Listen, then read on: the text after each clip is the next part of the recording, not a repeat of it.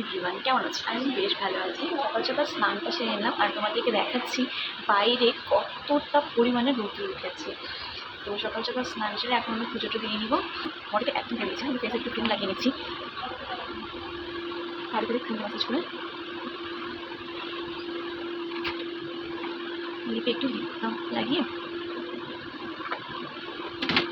ভালো থাকবো। যদি না দিলেও চলবে, কিন্তু আমার না দিলে একদম ভালো লাগে না। চুলটা কাছে নিব।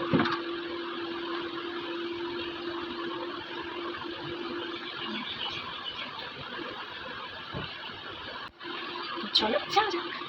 পুজো দেওয়ার জন্য ঠাকুরঘরটা ঝাড় দিয়ে আর এই দেখো কি পরিমাণে রৌদ্র উঠেছে, একদমই ভালো লাগছে না। তবুও ভাই আর ভাস্তাকে খেলতে হবে, তাই ওরা ঘরের বারান্দায় বসে পড়েছে মাটি দিয়ে খেলা করতে, আর আমি এখন বসে পড়েছি ঠাকুরের বাসন ধুতে।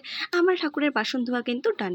এই রৌদ্রের ঘর থেকে একদম বেরোতে একদমই ইচ্ছে করে না, তবুও তো ফুল তুলতে হবে। গাছে কিন্তু খুব সুন্দর ফুল ফুটেছে জানো, একটা ছোট্ট কাঠগোলাপ গাছে ফুল ফুটেছে। এই গাছটা কিছুদিন হয় আমাদের বাড়িতে লাগানো হয়েছে, আর ডালিয়া গাছেও ফুল ফুটেছে। আমার কিন্তু ঠাকুর ঘর মোছা কমপ্লিট হয়ে গেছে, আর এর মধ্যে ফুল তোলাও হয়ে গেছে। তো ঝট করে পুজোটা দিয়ে আর আজ কিন্তু বাড়িতে আসার কথা আছে। দিদার ভাই গেছে দিদাকে রাস্তা থেকে আনতে। দিদা এই রোদ্রে কিভাবে আসছে। আর এবছর কিন্তু আমাদের এদিকে আম হয়নি, কিন্তু মামা বাড়িতে অনেক আম হয়েছে, আর দিদা কিন্তু চলে